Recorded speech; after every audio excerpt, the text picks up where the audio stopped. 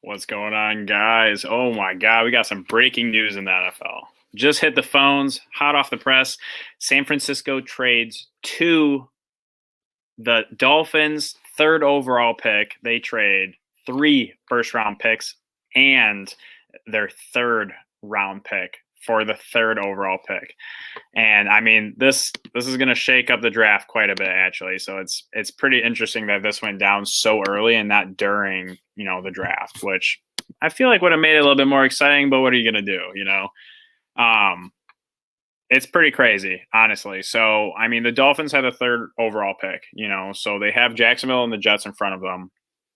And to me, I see that as Trevor Lawrence and Zach Wilson, they're going off. They're going off the board right away. And, who does that leave you with? That leaves you with Justin Fields and Trey Lance early in the top 10. Yeah, what's going on, JGB? How you doing, man? Long time. It's crazy. It's crazy that we had the third overall pick last year and we could not get a single trade partner. And then San Fran's given up 3 first-round picks and a third-round pick. I mean, my God. It's pretty insane, honestly, especially because San Francisco, they have a very stacked defense. They're super talented and fast on the offensive side of the ball, and they're really only missing maybe an offensive lineman and a quarterback. Jimmy G, he ain't getting shit done out in San Fran. CJ, what's up, man? So pretty much what happened was San Fran traded with the Dolphins, right? They traded their first-round pick this year, number 12, and their next 2 first-round picks and their third-round pick to move up in this year's draft to obviously grab a quarterback, because you don't move up that far and give up that much unless you're grabbing your franchise guy. So this actually shakes up the draft quite a bit, especially for us. This is good news to me, honestly. It's unfortunate because the odds of trading back now are a little bit slimmer, which I would have liked. But what that means is that that's another quarterback that is definitely going off the board before we get to pick. Let's see. They have no plans to trade. Yeah, I mean, I don't see them trying to trade him. I don't know how many teams are really going to want Jimmy G. I mean, maybe a late round pick or something, but they're definitely drafting a quarterback. I mean, there's no other way around it. You don't trade 3 first-round picks and a third-round pick to grab like an offensive tackle or a wide receiver, especially considering, they have a couple good young guys on the wide receiving core.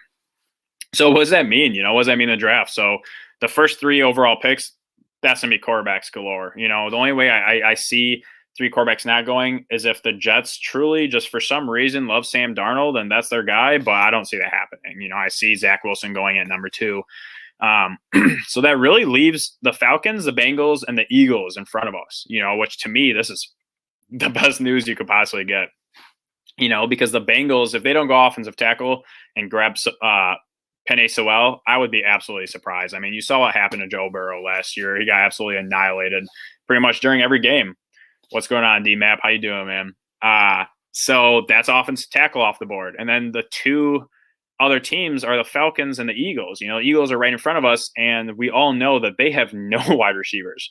So for them to not grab Jamar Chase would kind of be dumbfounding, So that leaves the top wide receiver off the board. And then Atlanta's an interesting one. They could go and try and draft a quarterback and Trey Lance or Justin Fields, whoever is left there, and try and mold them under Matt Ryan, which wouldn't be a bad idea. Matt Ryan's been in the league for a while. He's up there in age, and you can tell, the consistency isn't quite there. What's going on, Angelo? How you doing, man? Let's see. We need the Eagles to take cuts. That's an interesting one, too. I mean, we've all heard that, Philly's been unhappy with Zach Ertz. They have Gobert over there, but, I mean, they've always liked 2 tight ends, multiple tight end sets. It would be interesting to see if Philly did take Pitts. I don't think they will personally, but you never know. You never know with some of these franchises. Yep, exactly, man. I mean, they are losing Ertz. And Ertz has been the vital centerpiece of their offense for like the last 6 years. So let's give them offensive playmaker, right? It's either going to be Pitts or Jamar Chase. I don't really see them going any other route. So that wild card pretty much is Atlanta. Who's Atlanta going to take? I'm hoping they go quarterback. I really do. That leaves us with a 7th overall pick, and we pretty much have our pick of the litter, right? 4 quarterbacks are off the board. I didn't want a quarterback. I know some of our franchise, fans, they want a quarterback, they don't believe in Goff. I'm someone that, like, I believe that you plug in a quarterback, you don't plug in a quarterback before you have a team. We saw what happened when we had Stafford. Never got the team around him, never really had true success. So I would love to build that defense up, right? And we already cleared the books of so many contracts. We released so many people. We brought in Brockers. We brought in, Alex Alcazone or something like that, from the Saints, that linebacker. We brought in a lot of guys that are cheap. What's up, Luke? If you want, man, I sent the link in the DSA chat if you want to join me. Yeah, I mean, it's crazy. We're really trying to build a team, right? And this is the perfect scenario in my opinion. I would have loved to trade it back, absolutely. But now you're sitting at potentially the third best player in the draft, excluding quarterbacks. I didn't want a quarterback. I thought it would be a dumb idea to take a quarterback. So now you're sitting at either a top tackle, top wide receiver, top anything, literally anything. There's not really as much variable now because for a fact 3 quarterbacks are going in front of us, with very, very high odds that a fourth one is going probably to Atlanta. If not, someone's going to make a trade in there. I could see the Panthers moving up. What's up, Paulo? I haven't seen the chat before, man. If you'd like, the channel, you like Lions Talk, you like NFL news, definitely hit that subscribe button. Dolphins fans here wanted Smith or any of the other receivers. Said we don't get that now, but get 2 future first. You know what, Paulo? I'll be honest with you. I definitely see you guys getting a wide receiver. I originally had Jamar Chase going to you guys, right? 3rd overall pick, super talented wide receiver. And now at 12, with what's happened, you guys are still going to get one of the top offensive playmakers. You could still get potentially, Jalen Waddle or Kyle Pitts or someone, and now you have 3 first-round picks on top of a 3rd. For one, this is a super stacked wide receiver class, right? So you can get a couple of these guys. You could go get Rashad Bateman. You could get a Terrence Marshall. There's a lot of wide receivers, Kadarius Toney, Elijah Moore. Let's see. The man himself. What's up, Luke? How you doing, man? Man, what's going on?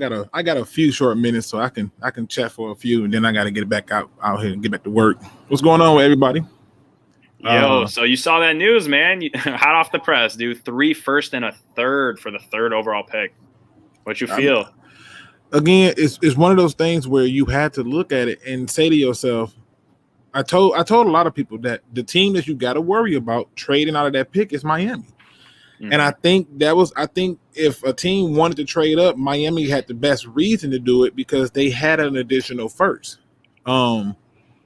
But the door has always been open for this team in terms of talent they can take. But I think what's going to happen is the 49ers have basically said to themselves, they want Zach Wilson. That's what it is. You think he's going to fall to 3, though? Because I think he's going 2 off the board, man. I don't think he goes 2. And the reason I don't think he goes 2 is because I think they're going to take the offensive lineman. I think they're going to take, like, Sewell, or they, because they added the receiver, right? Like, you added Corey Davis. Yep. You got Robert Saleh who's there, and Robert Saleh wants to run the ball and play defense. And so, what's funny is I literally said the only way I don't see Zach Wilson going to the Jets is if they take Sewell. Because literally I was like, man, if they really do like Darnold, they're going to take the offensive tackle. They're not going to go quarterback, Right. So I think that's interesting that you agree. No, I mean, it just makes the most sense. It's about what makes the most sense. And then on top of it, you have to look at the fact that for the Dolphins, we keep piling on picks, and we didn't really need much. We took our quarterback last year. And any quarterback we want that can be a compliment, we can get later.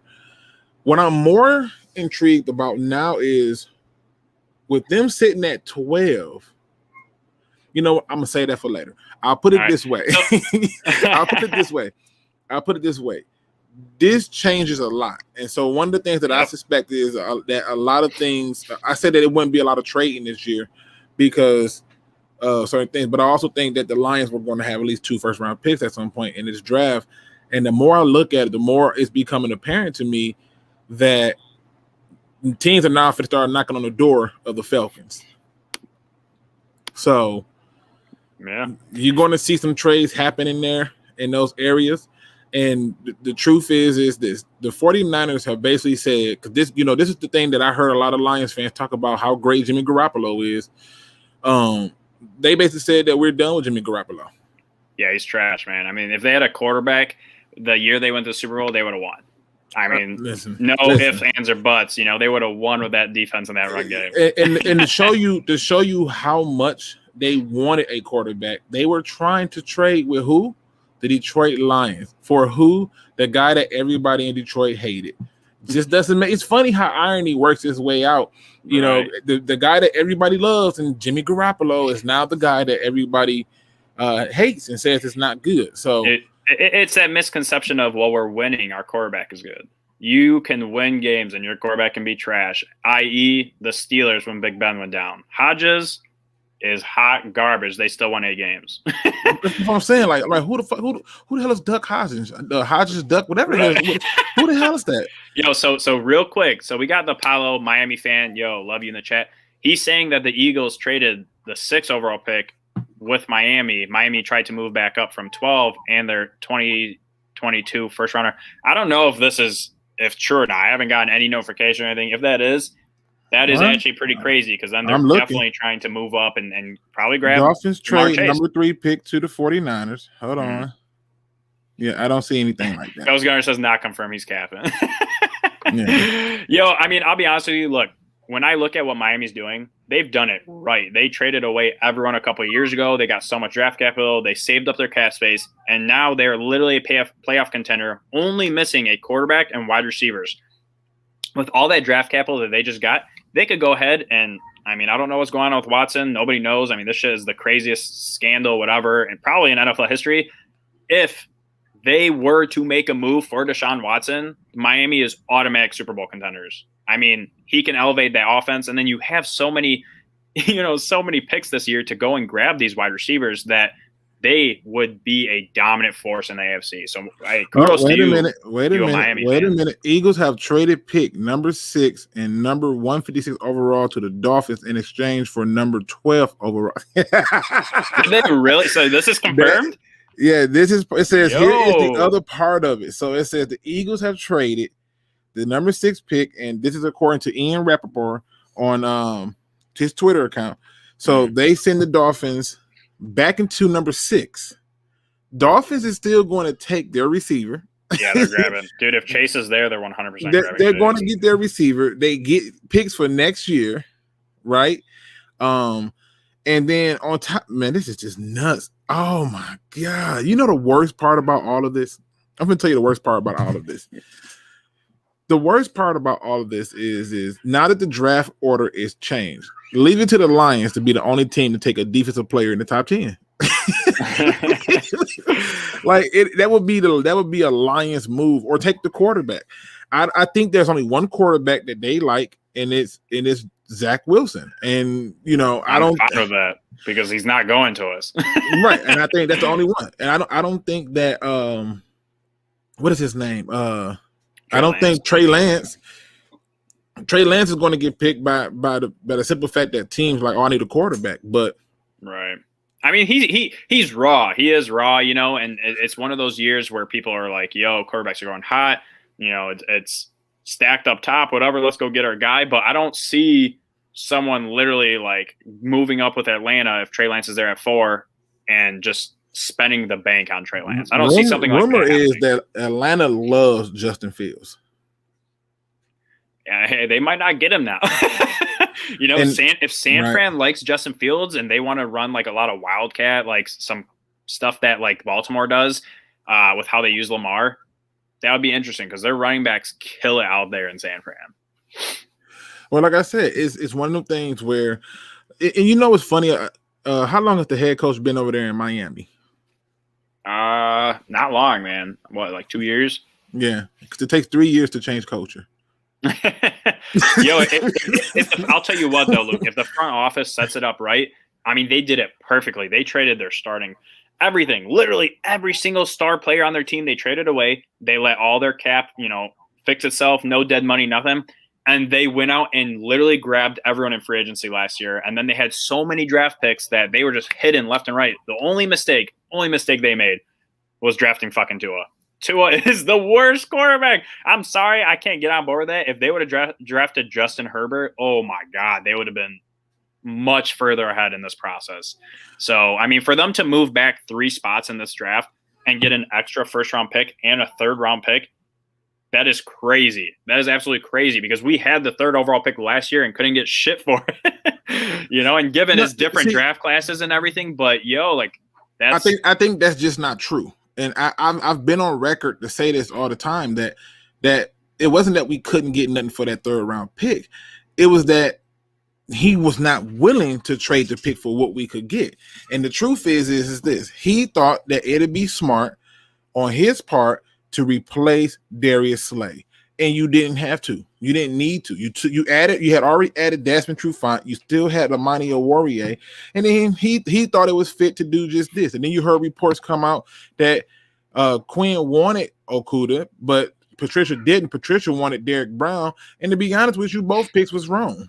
Right, they both were just wrong. So it just, to me, it doesn't matter. I'm gonna drive home certain points until the fan base understand it, and that's just the simple fact is it don't take 3 seasons. And anybody who believes that rhetoric is buying into mainstream media lies. It don't take 3 seasons for that to work. That's one. 2, you have to also look at it from the standpoint that the teams who are making moves on the best interest of themselves. So when you look up and you see the Dolphins sitting there saying, well, we got an extra first later in this year, and if I can get more first in the other years, I'd rather do it then. It makes sense. Now the Eagles who's sitting there saying, no, we stand with Jalen Hurts because everybody kept having them pegged to take a quarterback, which I was like, I don't see happening. Not in the first round. I don't see that happening. Even regardless of what happened today, I saw a 0% chance of the Eagles taking a quarterback. Right. It just didn't make no sense. And so it's one of them things where these teams are realizing things that people don't understand. And this is why I try to explain to people, I don't care where you draft a player, you got to get it right. And so a lot of these teams you see in moving up, they've made phone calls with the Lions, but they also going to call those teams ahead first to see what they're talking about. But I just find it real interesting when it came down to the pro day today, which is who? BYU's pro day.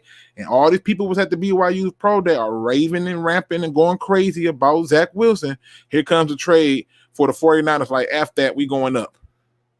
Yeah. I mean, I'll be honest with you. This shakes up the draft quite a bit, actually.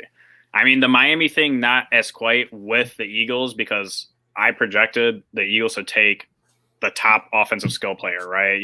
Right. So if Miami didn't take Jamar Chase at 3 when they had the pick, the Eagles were going to take Jamar Chase at 6. So that, I mean, Chase is off the board. There's no way in hell he's getting to us. But then it makes it interesting because then you have someone like Kyle Pitts now, right? And I mean, I'm straight on taking a tight end, that early, but you never know. Some of these guys, he ran a little bit quicker, which I don't think he looks that fast on tape. So I don't know why he ran that quick. Who ran that quick? Who? Pitts ran like a 4.4 something, man. And I was like, what? I'm gonna tell you why I buy what Kyle Pitts ran more so than I buy Penn State's pro day. The film shows a guy who look like he's about a 4.4 guy. It's like he runs about a 4.46. Where he comes into play is where he has the ability to not only get in and out his cut, he route runs. So a lot of the times you're not seeing those integral super speeds because he's route running in and out of those runs. Now, when I go over to Penn State, you telling me people that Bro, you're such a hater on Penn State. Look, I get it. That I don't believe all of them ran that quick. I just don't. Hold on. Parsons did look quick. I mean, and he plays fast on the tape. It's not like he's slow out there. Do you realize they got a guy who's 6'5", 257, who was faster than Calvin Johnson playing DN? Stay with me. He was faster than a guy at 5'8", 200 pounds, aka Barry Sanders, right? And I go and watch the film, and he got opportunity to chase down people, and I'm like, no, fuck no. No. So, no. But if you go through and you just look, and I'm not trying to be funny. I looked at Parsons' film, and I'm like, he's not a 4.3 guy. He's like you telling me he runs like. You compare him next to Isaiah Simmons and tell me they look like they running the same speeds. Right. I mean, I feel you. I feel like Parsons looks like he's sub 4.4. You know, I don't think he ran a 4.39, but I mean 4.45. That's if they would have said he ran a 4.9. I mean a 4.49, or if they would have said he ran a 4.5, I might have bought that. Right. But to me, even when I watch film, I bet to watch college film of Luke Kuechly, and I'm like, he don't look faster than Luke Kuechly. I went back to watch college film of Patrick Willis. He don't look faster than Patrick Willis. But somehow today, and this is why I laugh at people who get caught up in these workout warriors. Somehow that day he ran a 4.39 after taking a whole year off of the season and only put up 19 reps of 225. I pass. I'm just Yo, real quick. Hey, what's up, Carl? How you doing, man? What's good, man? Look, I'll be honest with you though, Luke. To me, the combine it's all flash, right? I believe the tape more than I believe, the combine. And don't get me wrong, some people, they rise up the boards, they fall on the boards, whatever, depending on how some of these drills go. But for me, like, if you play at a fast level on tape and you're great with instincts and everything, that means a lot more to me than how much you freaking benched, how much how quickly you ran the 40. That doesn't correlate. It doesn't always correlate. It shows that you're athletic. Yeah, it shows you're athletic, but that doesn't mean that you're going to be a great NFL player. There's so many athletic players that come into this league. Cordero Patterson, John Ross, all these guys, they don't do shit, and they don't do anything because all they have is the athletic ability. They might not have the instincts. They might not have the route running, the technique, the ability to process the game at a fast level. Everything that I point out and get yelled at repeatedly for saying is a bunch of garbage. Everybody wants to remind me, oh, you said the Lions shouldn't take Chase Young. I said because he takes plays off and he does not play hard all the time. And I said he needs to work on his pass rush moves. He got his butt chewed out in the media by his head coach, Ron Rivera, for doing just exactly what I said he was doing in college. See, that's the difference. Even with Montez Sweat, he ran a fast 40. I told people, don't you buy into that.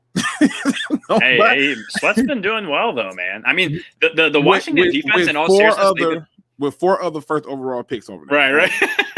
hey, that just goes to show you, invest in that D line, your defense is going to be stellar, right? The 49ers did it. Well, just to show you how much the combine means nothing. Like I saw yesterday that Master Teague from Ohio State ran a 4.35. I'm like, that dude looks nothing like a 4.35 on tape. You can't tell me that dude's a 4.35 a game. You can't tell me. Right. No, there's no way I'm buying.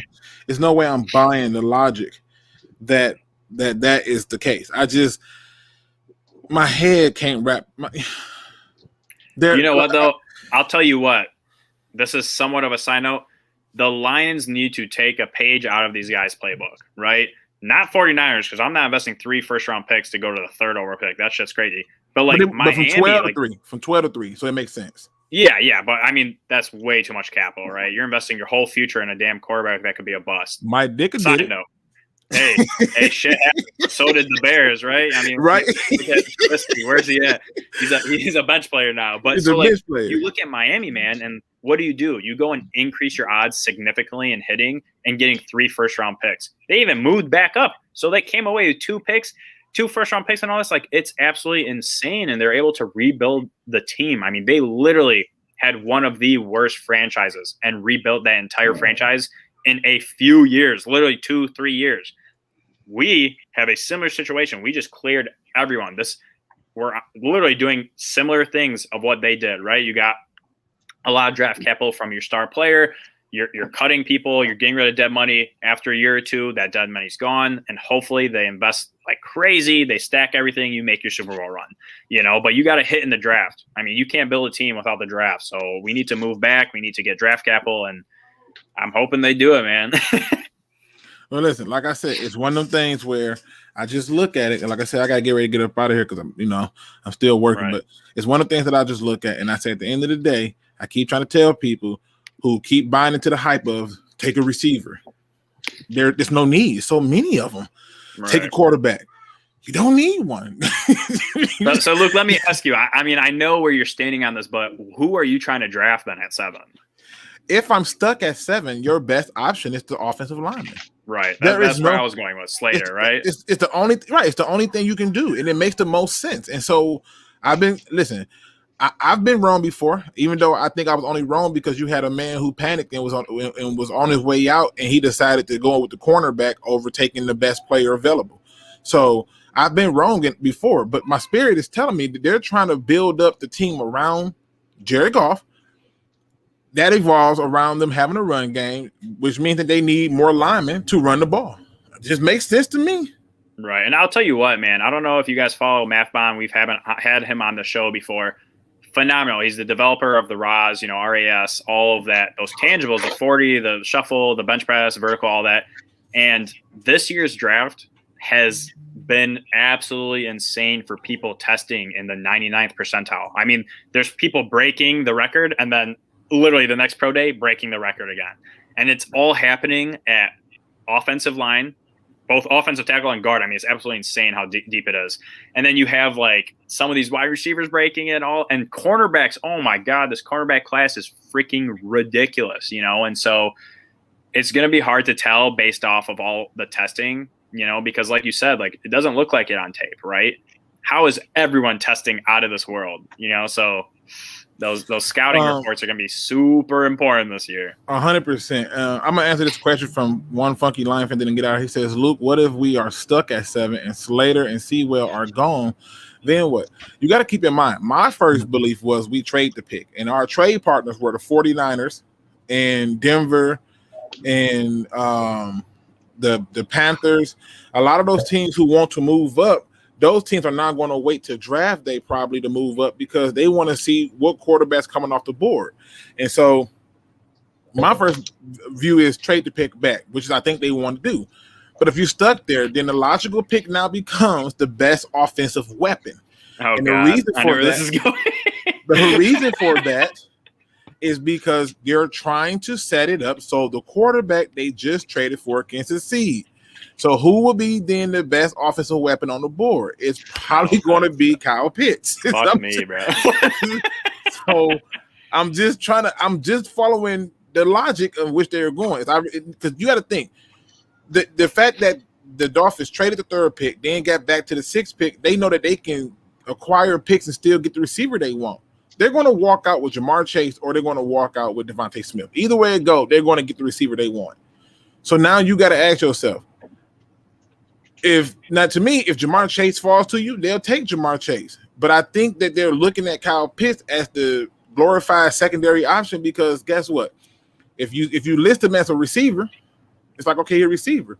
But I don't got to make him just a receiver. I can put him in tight end. It's just too much. And so to me, that's what I think happened. But I will be going live today at about 5:20.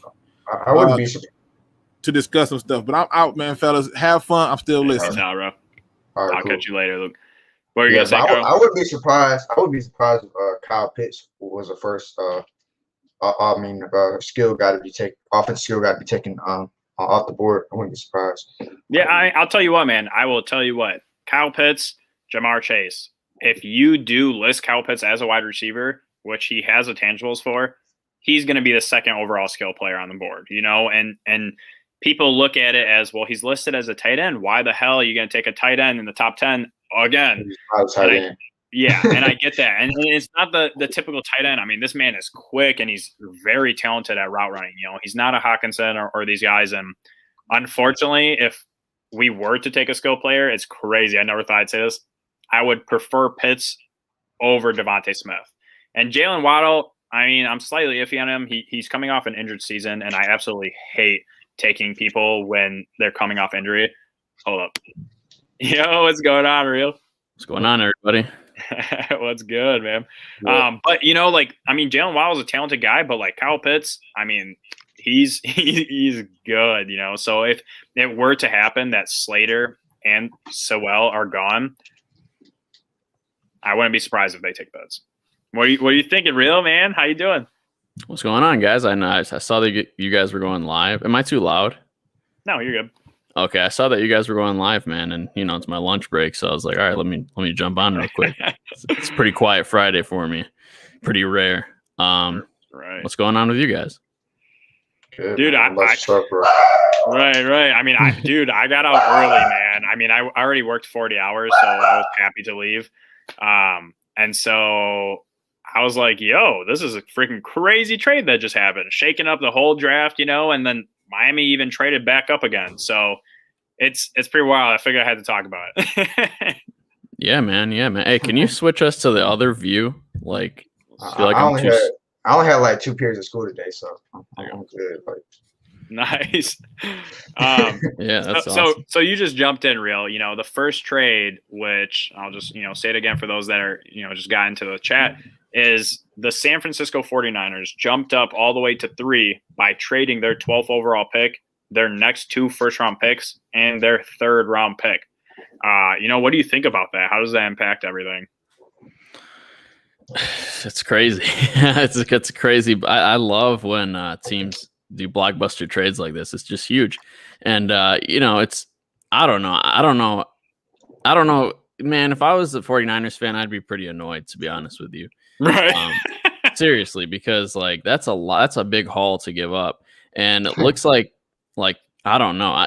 Kyle Shanahan, he's throwing everything against the wall, seeing what sticks. And, I hope it works out for them. I hope they're probably going to get Zach Wilson, right? That's who they're going for. So there's one of 2 scenarios, right? Let's say the Jets absolutely love Sam Darnold. Salah's all for him. They're going to take an offensive tackle. If they choose that Darnold is not their guy, they're going to take Zach Wilson. There's only 2 scenarios there. There's no way in hell they're taking anyone else, I feel like if the 49ers had the balls to make this trade, they probably know that Salah is not taking the quarterback. You know what I mean? It's not like Salah and Shanahan aren't talking anymore. You know what I mean? You know what, though? I think that they're fine with Wilson or Fields. I think that's where San Fran's at, right? You have Zach. Both of them are pretty mobile. Jimmy to G me, let me just say this.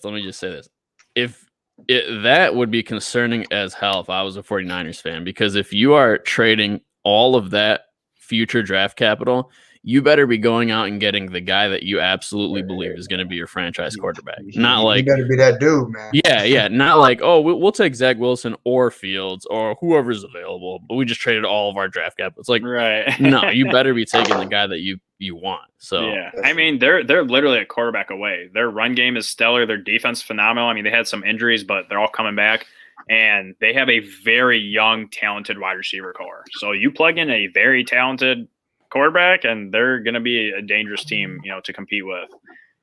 Let's see. Right now, breaking news: Eagles wanted Zach Wilson. Philly tried to trade up to number 3, but backed out, and the 49ers jumped them. See, this is very interesting because the fact that everyone's thinking they're getting Zach Wilson at 3 means that something's happening with the Jets, right? I don't know why you would be that comfortable with Sam Darnold. So I don't know, man. I don't know. That's very interesting that the Eagles also thought Zach Wilson would be there, because I don't have anyone taking a quarterback above Zach Wilson other than Trevor Lawrence. I haven't seen it anywhere. I don't believe that Trey Lance or Justin Fields is better than Zach Wilson. So for these guys to all think he's going to be there at 3 is actually quite surprising. That must be some inner circle type shit. Well, I'm sorry, but did the Jets ever say that they're like over Sam Darnold? Like, why do people think that they're going to draft a quarterback just because they're at number 2? So partly because Zach Wilson is an extremely talented quarterback, and then you also figure, more times than not, allegedly, we don't know for sure. Right. So more times than not, when you have a new head coach and an unproven quarterback, they usually end up getting their own quarterback. So I don't know. That's gonna be very interesting to watch now, because that's 2 teams that tried to jump up then. Yeah, I feel like if anybody knows what Salah is gonna do, it's gonna be Shanahan. Like he just left there. Like right. There's no way they don't have a relationship still. You know what I mean? So, and that third round pick that they traded was from Salah getting the that's awesome, man. That's a crazy. They're able to utilize that compensatory pick. That's pretty nice for them. Yeah, right. I don't know how the Jets feel about Darnold, because I've seen reports on Twitter saying they think Darnold's trash. Oh man, and I've seen reports saying that that they're not sure what to do with him. He showed potential and stuff like that. So I don't know. I think the Jets are just trash in general. Like Adam Gase, I don't know how that dude kept getting jobs. Like he's just, I don't know. He is not it, you know? Yeah, no, 100%, man. I mean, that was very surprising, but Darnold's not a bad quarterback. He has shown flashes. He's not. I mean, it's not it, you know. And you don't have an offensive line. He had no wide receivers. Usually, when that happens, you move on. Maybe he'll get another chance, like Ryan Tannehill did. But I'll tell you what, man. Lee Bender said this, right? And I know Luke's probably rolling over at work right now. Mm-hmm. So he's saying that Orlovsky thinks that San Fran will go and grab Mac Jones or Trey Lance. See, that's where it gets very interesting, because if the Jets do take Zach Wilson, I would not be surprised if they took Trey Lance, because he's projected 3rd or 4th in terms of the quarterback rankings, which means if they believe that he is the quarterback 2 behind Lawrence or whatever, then they're going to get him. Like 100% they're going to get him, because Trey Lance is not going to. Man, speaking of Mr. Trubisky, man, you know the Bears know they messed up when they lose. They putting out tweets talking about some Andy Dalton our QB1. Right. Every year they have a new QB1, man. It's sad, bro. It's sad. Like I've never seen like a first overall pick like that. They literally settle for Sam. Like they really settle for Andy Dalton over him. Like, it's horrible, man. Right. So CJ's saying that we might have a shot at the best O lineman. I'll tell you what, I would be shocked if the Bengals didn't take an offensive lineman. If they did and I was Burrow, I would be fucking mad. Like, I would be livid. You know, the guy was getting pressured and sacked and hit every freaking play, it seemed like, you know. So to not go out and protect your first-round quarterback that you drafted first overall would be shocking. So, I mean, that pretty much leaves us with Slater, who I think is extremely talented. And I would be happy if we took him. You know, I will never be mad at addressing the offensive or defensive line in the first round. Yeah, I still think we're probably gonna take receiver, but it is what it is. I hope not. I hope you're wrong. I mean, I wouldn't be surprised, but I hope you're wrong. Hey, I mean, a lot of those guys are winning free agency, so I don't know. Yeah, wouldn't be surprised. I'll tell you what, if Jamar Chase is there at 7 somehow, like let's say Miami doesn't take Jamar Chase at 6 and they for some reason take Pitts or something, dude, I mean, passing on Jamar Chase would be extremely hard. I mean, that's one of the most talented wide receivers that we've seen in a while, you know. So, but at 7, I would take him. I'm sorry, I would take him. I mean, I like Jamar Chase. Like, I've been high on him for a while. Like, yeah, I mean, I'll tell you what, I don't have a problem with addressing needs, right? I mean, we need a receiver, you know, we need linebackers, we need an offensive tackle, right? So we need a defensive tackle, you know what I'm saying? Like, we have a couple positions that are high-end, you know, positions that I won't be mad. But if you go and you take, like, fucking cornerback at 7, like, I'm going to be pissed. You know? That's like, the same to me as taking a receiver at 7. Yeah, I was, man. I was so mad we took Okudah at 3. Look, you know what's crazy, Carl, is I'll tell you what. Yeah. Okudah, to me, if he was in this draft class, would probably be the 5th cornerback, 6th cornerback taken off the board, because you have some real talented quarterbacks. I agree. I mean, there's literally like 6, 7 cornerbacks that are going to be very dominant cornerbacks in this league, you know, and they all measured, you know, they all are fluid in their movements. I mean, their technique is flawless, and they're going to go, like, a lot of cornerbacks are going to go these first 2 rounds, and they're going to perform really well. So I'm pretty bummed about taking Okudah at 3, but I'll tell you what, if he does well, then, I mean, it is what it is. But if he doesn't, I'm going to be so mad. Have you guys talked about, and excuse me if I don't know his name, Micah Parsons? So Luke was losing it earlier. I mean, not losing it, you know, but Luke is of the belief that Penn State, you know, all their measurements are not accurate, which, I mean, it's possible, right? I mean, it's a COVID year. The combine's not here, but, like, he's like, there's no way Parsons ran a 4.39, right? And I wanted to talk about this yesterday on the roundtable. Unfortunately, we didn't have a roundtable. I personally, before all his scandal stuff came up, was 100% on board with taking Parsons at 7. 100%. What can you explain his scandals? Because I'm just out of it is weird. Like, we shouldn't even discuss it. Like, we shouldn't even discuss it. Right? Report it, dude. So basically, what happened is long story short, he's him and a couple of the guys on the defense were hazing like this freshman or sophomore or some, and pretty much like, dude, they're like teabagging him and just like doing some weird like sexual things, and so it like came out. Well, did they say no homo after? Because then it's completely fine. I don't know, man. Maybe that's why nothing's happened. But like, I mean, honestly, like I read the reports and it was extremely disturbing, But my thing is, why is it not settled yet? You're telling me you're going to wait until after the draft for it to get settled? If that goes away and like the reports weren't accurate or whatever it is, dude, Parsons is a very talented linebacker. I mean, literally, his tangibles are good. Even if he didn't run a 4.39. Wait, is there something worse than the teabagging, or is that the extent of it? I read something, and this was like a straight quote. I'm not paraphrasing anything. It was like Parsons put his penis in teammates' buttocks or something like that. And I was like, heard something like that. I was like, nah, bro. I was like, you did what? All right, like, that's suspect. Yeah, I was like, bro. I don't know about that one anymore. so the problem is like with that, I mean, like we're trying to, everyone's gonna say this, right? You are building a culture. You don't go and grab someone that has off the field issues, which, I mean, it's tough, right? I mean, Tyrann Mathieu, he had off the field issues. Literally one of the top safeties in the league. He's been phenomenal coming into the league. He got all 32 teams passed on him. And so, you see stuff like that and you're like, well, I mean, some people turn around. Like, are you really going to pass on the most talented defensive player in the draft just because of that? Or you're going to play it safe? I mean, it all depends on if your talent outweighs your distraction. I mean, like, this all depends on.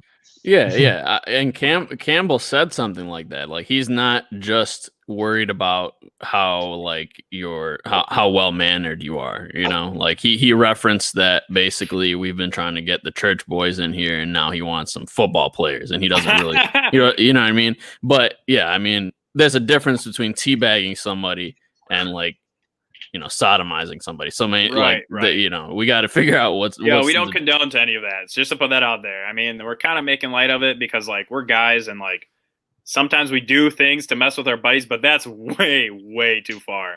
I don't think anybody would have ever thought that we condoned it from what we just said. I mean, we're clearly... I just want to put that out there, bro. You never know. Look, sure. I'll put it this way, though. One of my best buddies is a Packers fan, so we talk mad shit to each other. Obviously, I can't really say anything because they always freaking beat us, but he sent me the teabagged him? You got missed? Dude, no. Anyways, look, so pretty much he sent me the clip of Parsons running the 40, right? And he's like, yo, like, blah, blah, blah. And I was like, yo, like Lions fans don't want him because of his off the field stuff. And he's like, what? He's like, bro, like, that's some dumb shit. And I was like, look, I'll tell you what, like teams that are very dominant, they don't care about that off the field issues. They go and they grab the most talented players and make it work, right? And so I was just talking to him for a little bit, and it made me so mad because I was just like, man, like we do skip on players sometimes because they might have off the field issues, and then they do very well in the league, and we play it safe and take someone we didn't want or might not have liked as much. And I'm like, shit, dude, like take the best damn player available, right? And what is our biggest need? To me, it's linebacker. We literally have two linebackers on our team. Parsons is the most talented linebacker in this draft. If not, you're grabbing Collins. Yeah. But he's going to go in the first round. So, I mean, you only have one option, either to trade back into the first round or to trade back our first round pick. And so you gotta do something, right? Or just take him. Just take him. I know. So you do that, or you address the offensive line. Like we said, Slater. I'm all for Slater. Slater's going to be a phenomenal tackle in this league. To ensure that our offensive line is set, I will never be upset with that. But I don't want them to make the mistake of, well, let's not take him because of that. Well, they're clearly talking to him. They talked to him a couple times, he said. So, like, they're going to do their due diligence. They're going to ask him, like, hey, what the hell happened? Like, right. What's the deal? Are you going to do this to the players? Are you going to be teabagging our players in the locker room? JGB a fool, bro. He said, I like you and I won't you. Hey, you a clown, JGB. Yo, you know what's funny though is like I mean, that shit that will never happen in the NFL. Like if a player tried doing that to another player in the NFL, like, bro, you're getting your shit rocked. You know, like these are grown men. They're not like I made the team because you need an extra player. Like these are grown men. You can't mess around like that. Like you will get messed up. And so it's nice to see reports that Dan Campbell, Brett Holmes work in contact with Parsons. Right? We've made multiple phone calls. Parsons has said, the Lions have called me a couple times. So that means even if, whatever's going on, we're doing our due diligence and asking and making sure that we're evaluating it, because you want to keep everything on the table. You don't want to just be like, you know what? I read that he had this stuff. I'm not going to draft him. Yeah. Because I guarantee you someone like the Patriots or Steelers or something, they go out and grab him then. Yeah. I feel like we should be looking at Penn State more, because this is after all the Jerry Sandusky controversy, and now we're talking about how they have a hazing culture and doing this kind of stuff. I'm not even joking. Seriously, why aren't we looking further into Penn State? I'm dead serious, dude. I'm sorry, I'm laughing because JGB said Dan Campbell to Parsons. So you like kneecaps or butt? Hey, yo, you funny as shit. Sorry, what were you saying, man? I mean, that just had me laughing. No, I was just saying, man. Penn State needs to be looked at further. It needs to be investigated. Right. I mean, there are players that have been coming up have been solid lately, though. Godwin and Barkley have been good, so. Yeah, but that culture of hazing, that culture, yeah. Yeah, I don't know about the other one that you're referring to. Sandusky? Yeah, I don't know. No, you do know that one, bro. That was the one where they were that was a big one. Yeah, that was a big one, dude. That one was they're raping boys. They had a long ass bowl game. What? Yeah, wait, when was this, bro? Dude, bro, you know about it. You know about it. Although, how long ago was it though? I don't know, 5-6 years ago, 10. I don't know, 5 to 10 years ago. I didn't really follow college like that back then, so I probably did miss it. Honestly, that's some wild shit that happened at Penn State. Dude, they took away I think they took away a championship of theirs or something. That guy had a statue at Penn State and they took it down and stuff. I mean, don't quote me on this stuff because I'm not a Penn State fan or anything, but that guy was a legend at Penn State, and now he died a couple of years later from after this controversy, and not from the after the controversy, but yeah, basically he was silent in one of his assistant coaches raping boys, and then are we even allowed to say that on YouTube? This is very explicit, but yeah, I don't know, honestly, I did not know that was a thing, but that's way too far, man. Yeah, and not just that, but they were silencing them and telling them if you say anything, your whole life will be ruined, and they were ruining people's lives that tried to speak up. So it was a horrible controversy. So yeah, I don't know anything about that, but if that's the case, I mean, the NCAA should freaking Joe Paterno. Yeah, he was the legend there. He was the legend there. And that sounds familiar. Yeah, but his legendary status was basically removed because he was so silent on all of this stuff. It was Jerry Sandusky that was doing it though. Yeah. Dude, that's crazy. Anyways, I don't want to be morbid and talk about that anymore. So another thing that I want to talk about, dude, is the Jared Goff restructuring, man. I mean, this guy freed up a lot of cap space by restructuring his contract. And I just want to say, what does that mean to you guys? Does that mean that we're not all in on Jared Goff? Does that mean that we're just trying to make space to bring in free agents or just fill out our roster? What does that mean to you guys? I mean, you can go ahead first, Carl. I mean, Jared Goff it's not worth his contract. I mean, he's not worth his contract. I mean, it's not a hidden fact. I mean, it's just the fact. I mean, he's not worth what he's getting paid. I mean, I think it was cool that he was able to realize that he was able to restructure his contract to help out the team in this rebuild, because we can't have we can't have one player taking up so much cap when you're trying to do a rebuild. It's kind of hard to. Yeah, I mean, the thing, though, about restructuring is he's still getting the money. I mean, it's just turning into a signing bonus or something like that. But it does take... stressed out? Is it stressed out now or something? So it pretty much is instead of making $50 million over 2 years and it hitting the cap like that, he's just getting it paid up front, and a signing bonus. and it doesn't hit the cap the same. So it pretty much allows us to have extra cap space to go and make those signings and stuff. So if he took a pay cut, then, I mean, we save the money and we're not paying him, but I mean, they're paying him. So it allows us to make more moves. Yeah, what do you think, Real? What do you think about that? Yeah, no, I mean, it like Carl said, man, it's everything because, yeah, I mean, like I mean, the biggest problem with getting Goff was that his contract was so large, and then we'd have to pay the dead money for Stafford. So like, we're in like a really bad cap situation, and now it seems, we cleared up 15 million this year, so it's like, wow, like that means everything, you know what I mean? Like, we're able to now make moves and do whatever we need to do. And yeah, like Goff, even though like you said, he's still gonna get the money at the end of the day.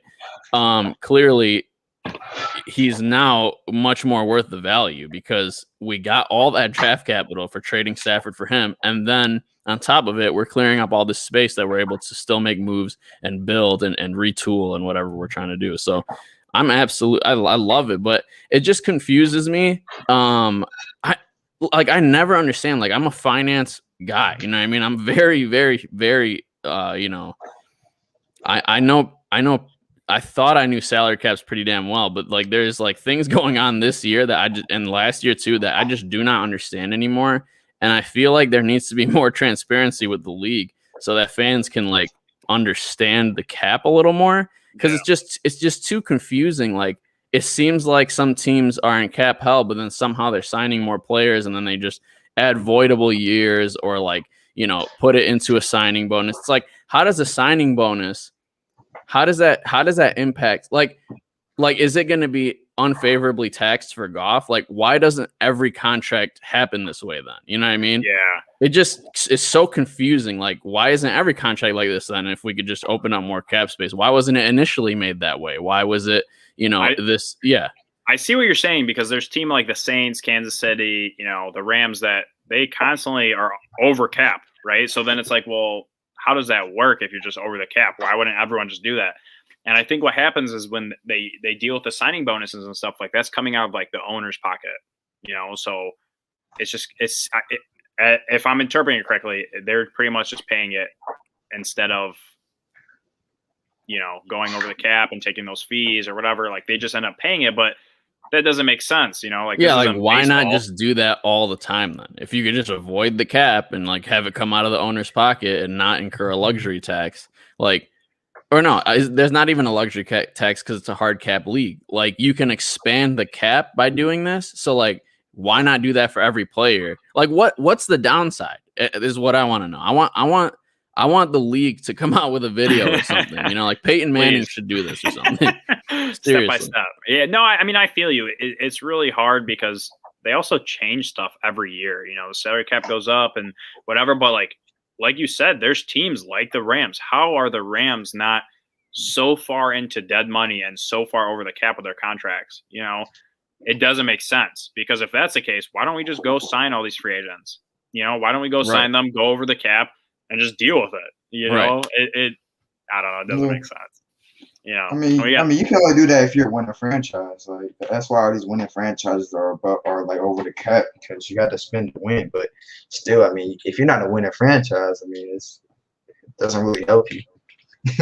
But I mean, like we were above the cap, and we don't have free agents like that. You know what I mean? Like yeah, sure. I guess the point is like it's not like basketball where you have the option to go over the cap and you just pay the luxury tax. But like here, you literally are not allowed to go above the cap to remain, consistent competitiveness across the board. But then, you see things like this where like there are these loopholes and like the fans, like at our level, we don't understand these loopholes and we don't understand how the cap works. So I'm trying to sit here trying to like figure it out and like, oh, what free agent can we pick up because we have this much cap room left and then they will want this big of a contract. But in reality, they just go and they, do all these restructures that make no sense to the average fan. And they're able to make all this extra room. And it's just like, well, then why didn't you put that initially in the cap? You know what I mean? Like, why didn't you initially make it a huge signing bonus and have this huge space to spend on other players? Like, yeah, I guess I'll never understand that unless they purposely make it more transparent for the fans. So Funky, you know, he said the downside of restructuring Goff's contract is that if we move him in the future, instead of it being no cap hit, you know, no dead money after these first 2 years, now there's going to be a $10 million hit, which I mean, to free up cap space, like I'm fine with that, you know, because like his contract is front loaded, I believe, too. So those later years, he's not really taking up as much cap space. So if we were to move on and go quarterback, be a pretty cheap contract. I mean, we paid Chase Daniels $6 million last year to be a backup.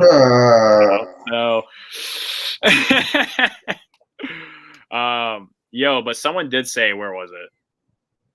This kind of had me laughing. I think it was CJ. He was like, the Bears are licking their chops over Jimmy G right now. And all I thought about was like, at least we're not the Bears just pulling fucking random quarterbacks to be our starting quarterback when you could just draft a young one and see what happens, you know?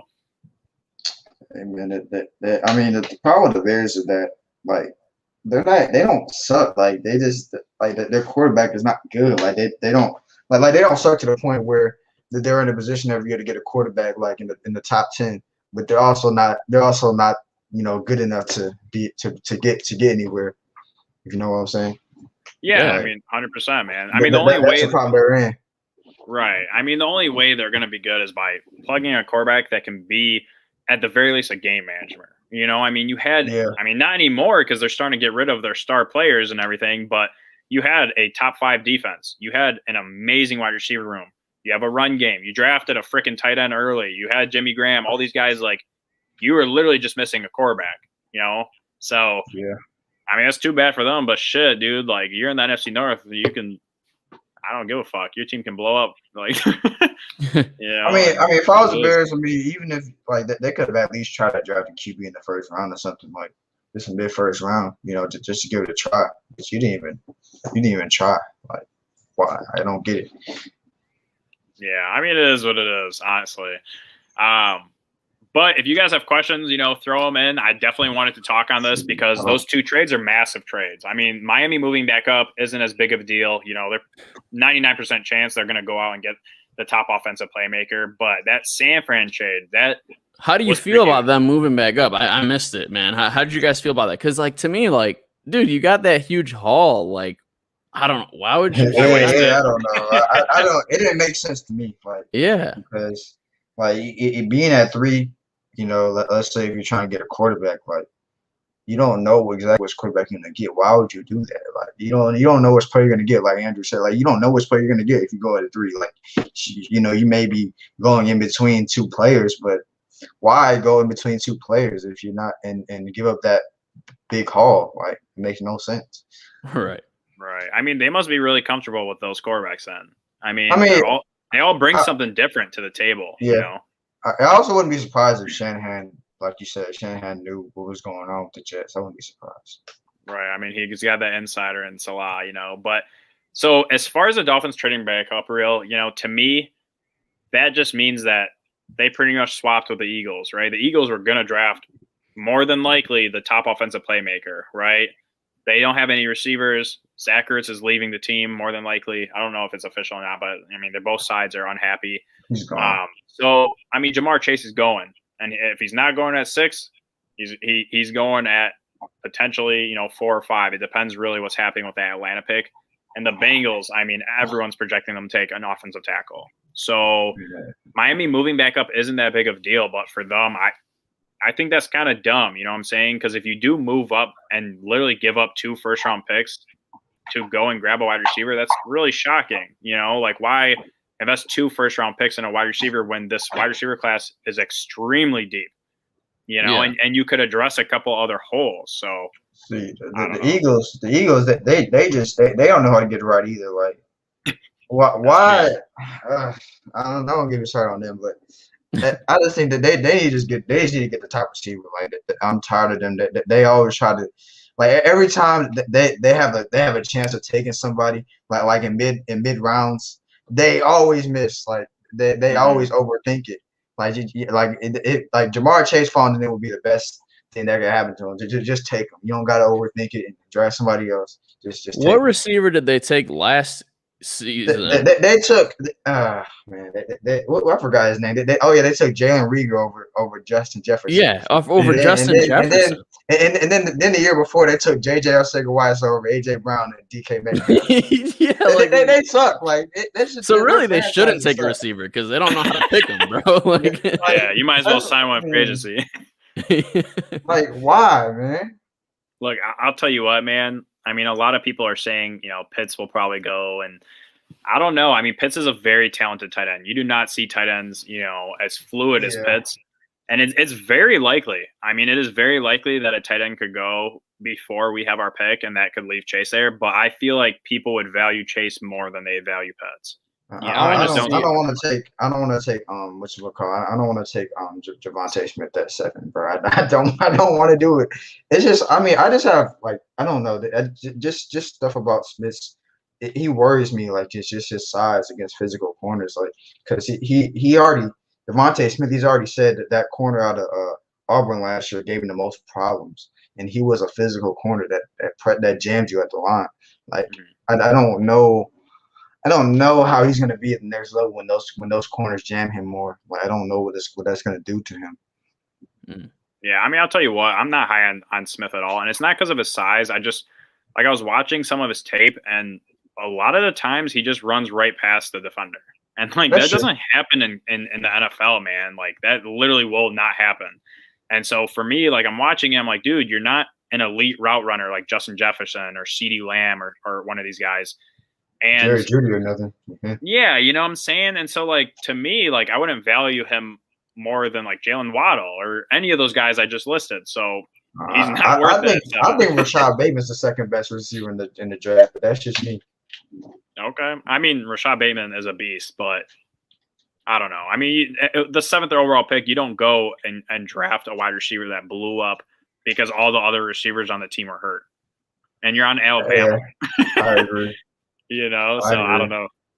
I mean, that's wide receiver you right there. Like, I mean, if you're wide receiver on that team, you got a good chance of playing good if you're competent. Right. Anyways, I mean, do you guys have anything else to say? We've been on for an hour. Nope. No, I have no else, sir. All right. So, okay, we'll start with those closing notes. Carl, what do you want to say to the people? It was nice being on here, man. I guess I was a little bored, so I came on here. I didn't have school or anything, so it was nice being on here for sure. Yeah, no, for sure, man. Always love having you. Rio, what's up, man? What do you got to say to the people before we head out? Yeah, I'm just gonna say, it was great to be on here. Cool that I got to come on a Friday. Usually busy, but cool. Right. And quick hour. That was nice. Awesome to have everybody here in the chat. Appreciate all of you guys. And go Lions. If you're a real Detroit Lions fan, you better subscribe. Yeah, I mean, as he said, appreciate you guys. I think we hit like 35 or something. Very impromptu. We've been slacking on content, like crazy. But you got to get on YouTube when that breaking news hits. So appreciate you. Hit that subscribe button. Follow us on Twitter. We're always talking. At least I am. Interacting with everyone. So if you want, find us on Twitter. Hit us up, and we're out, man. Take it easy, folks.